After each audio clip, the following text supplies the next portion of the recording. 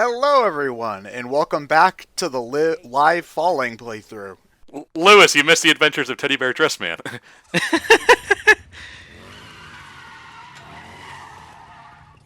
Don't run! I'm normal, I swear.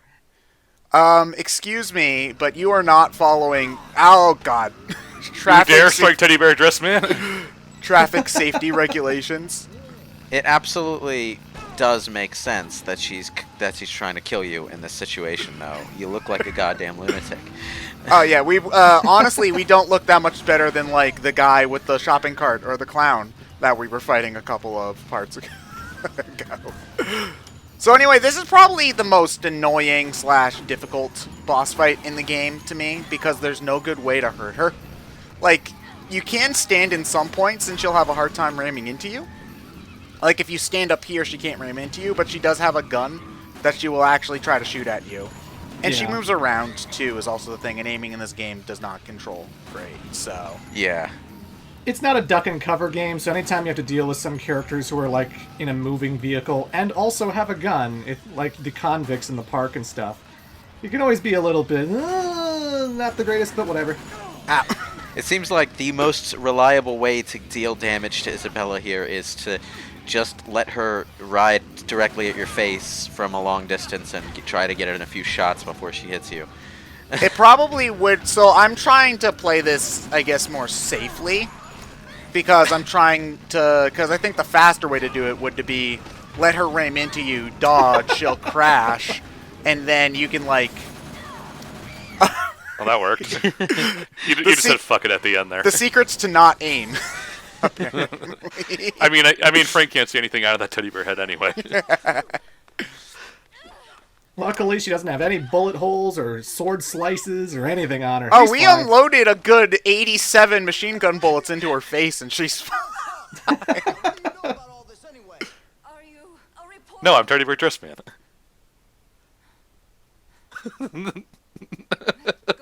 The whole screen is just blocked by his stupid head. I won't run, so let go. You're hurting me. I Oh, just but shot not the you 10 machine gun, times. though. That was fine. You know, this whole sequence, like, if Frank were dressed normal, would probably be like, you know, How much do you already kind of charming sexual tension, maybe. But with this costume, it's just... No. Yeah. I never want to see this again. I want to bleach this from my brain.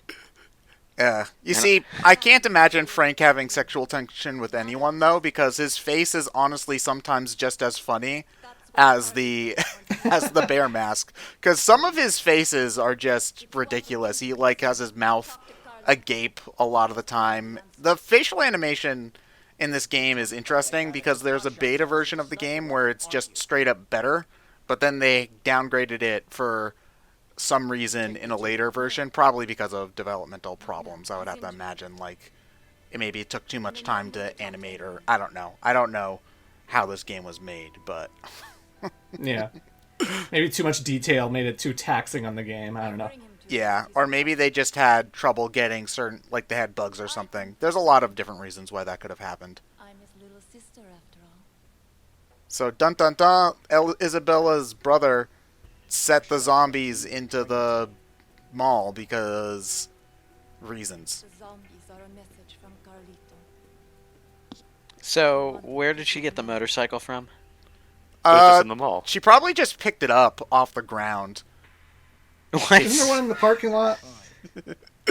Like, there is a motorcycle in the parking lot you can drive yourself, but I don't know how she got it up here because the only way into North Plaza is the stairs. The GTA era was great. Video game characters just had like free reign to ignore the need for an ignition key, and could just activate any vehicle they wanted at any time. Well, at least in GTA, like, you can assume that they're hot wiring it or something, but they just skip that part because it would be 20 minutes of them standing there. Yeah, sure. Let's go with that. I mean, I suppose. It was nice of the zombies to clear out for that cutscene. Oh, yeah, no, now it's they're back. great. Especially considering when they'll just all come back 20 seconds later. It's You had to get the creepy horse mask, didn't you? Oh yeah, that we're an internet commentary group. We absolutely need to have weird random horse. We're no longer teddy bear dressman. We are now horsehead dressman. Oh no, we change out of the horse dress because I mean, come on, a horse wearing a dress? That's just ridiculous. You're changing it so soon? Well, I say nay. This is the best season of BoJack Horseman yet. Yeah, now we're bored. Man, the BoJack Horseman video game is surprisingly well made for a licensed title. I can't believe they made an entire animated series about that one movie villain from Dragon Ball. One thing I would recommend if you're ever jumping off of like a big ledge, because like Frank does take fall damage if he jumps from too big a height. Oh yeah, he does. But you have this like knee drop move, and if you actually perform the knee drop move at the top, he can land to the bottom without taking damage. Oh, so it's a Mario 64 ground pound. Wow. Pretty much. It's funny though, like sometimes you can walk through the park and they just won't bother you. But then sometimes it's always when you have people with you though, they'll spawn right in front of whatever door you came in through and they'll just harass you the entire time. Oh yeah, oh this guy's an asshole. Kindle is one of the only like not completely stupid survivors when you're actually trying to walk through the mall. But once you get back to the mall, he's one of the survivors that can mutiny. And whenever a survivor mutinies, they also take a bunch of other survivors with them because they're like, we're going to go find food or we're going to try to break out. And then they all die, obviously. So if you're going for like an all survivors run or whatever, you basically just have to make sure that you go back and talk to him because otherwise he'll take a bunch of the people you tried to save with you. Yeah, I've never attempted to save all of the survivors while doing story missions. I would always make like a dedicated playthrough purely for survivors. It's interesting though because if you do certain story missions, certain people won't, because there are certain people that die through story cutscenes that will be able to survive if you don't do the story and leave with you, if that makes sense. I think I think you technically can save more total people if you don't do the story, because there's only one girl who won't join you if you don't progress the story. But there's like sure, two. Sure, Isabella. Bullets to the face do nothing, but one zombie bite and you're suddenly terrified. Yeah, I mean, look at that guy. Were you bitten? No. It was Carlito. Carlito bit me. It's no good. I'm so mad at you! Ah! He said I looked like a tasty cinnamon bun. He didn't mean to. He was upset. Also, there's some actual, just straight up, not even subtext, like abusive relationship dynamics that go between Isabella and Carlito, which are a little, which I'm surprised that they went for that and portrayed it relatively realistically in 2006, because like obviously like Carlito pretty much tried to kill her because she didn't even try to like turn him in. It was just like, I want you to talk to this reporter. Like, that's not the same thing as talking to the cops or whatever. But she's then like, oh no, he didn't mean it. And then Carlito later on is like, I'm sorry, I take it back, which is another. It's like, They went for it because in this context and in a game of this tone, they can pull that kind of thing off. I want to say under disguise in a way. Like, the story context distracts from exactly what the story material is about. yeah, but it's just, I applaud them for making it so accurate because there's a lot of accurate aspects about it. Yeah. But at the same time, it's so accurate, it's somewhat uncomfortable, especially if you have familiarity personally with this kind of thing. So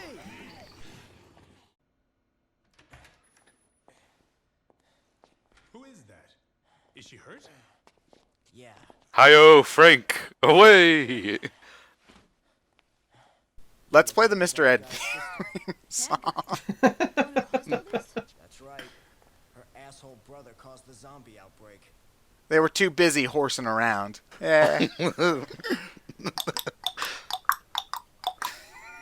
sister?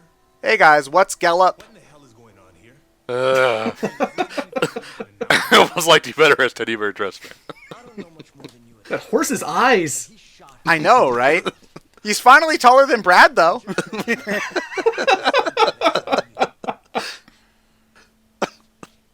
My God. I don't know where to look, Frank. Your face or the horses? My eyes are down here, Brad. Okay. I don't know. According to her, Thank God these cutscenes are not pre-rendered. Thank I God. know, it's the best.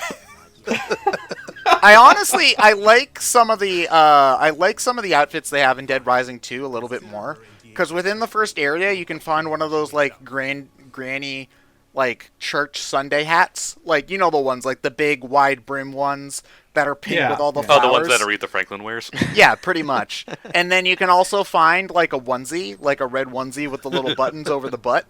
And I spent the majority of my second Dead Rising 2 playthrough in that. And Chuck Green, who's the protagonist of Dead Rising 2, is a much more like stern character than Frank, because Frank's a much kind of like a wise ass a little bit, but Chuck is just like kind of growly and like you know. So it's just like you see him walking around in that, and it's just like, dude, what are you doing?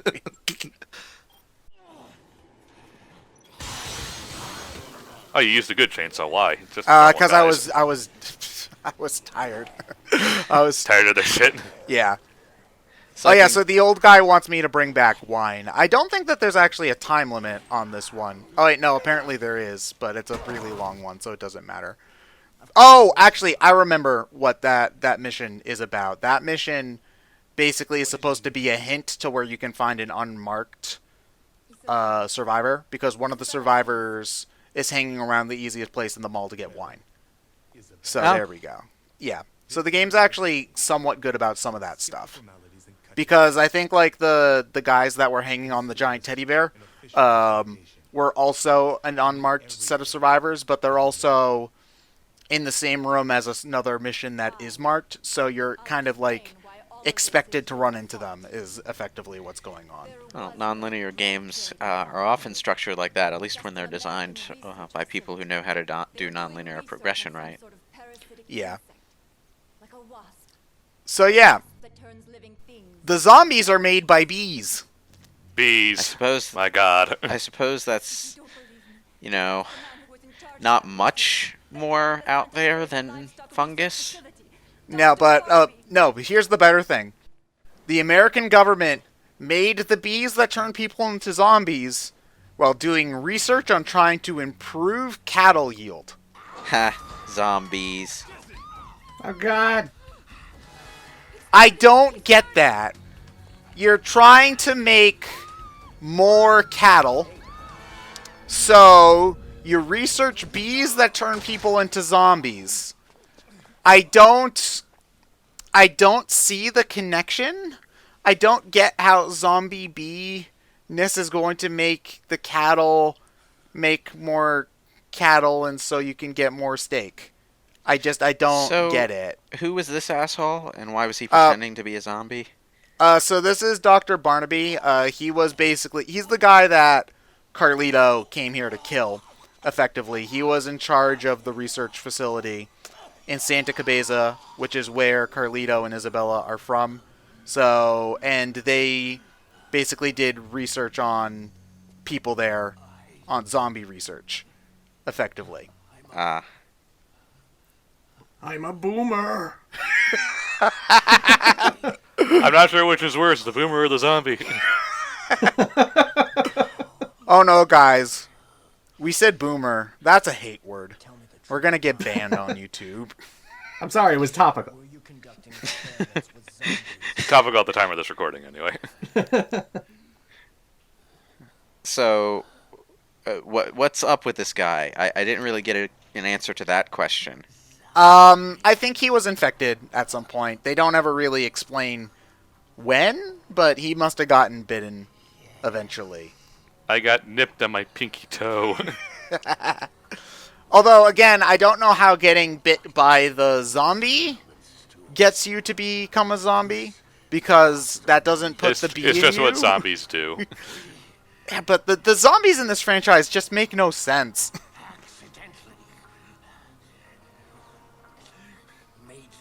What? I As know. you do. As you do. You're studying how to. You see, this is what I'm talking about because, like, the subtext of you're trying to make food, you're trying to make more food, and the zombies are like Americans who mindlessly eat too much food, and it's like, okay, yes, it's very interesting subtext, and I like what they're doing there, but how does trying to make more livestock lead to research with zombie bees? I don't get it. It's the implication is that the zombie thing was an accidental result that was so interesting to certain parties in charge that they decided to continue along that line and see what they could do with it. Yeah, but this guy doesn't seem to be acting like that. He seems to, the way he's talking about it, it makes it seem like he was doing the zombie research to actually produce more meat, and it does. I'm acting. Oh, I love bad overacting though. I will take bad overacting over like Jesse, who isn't acting, any day of the week.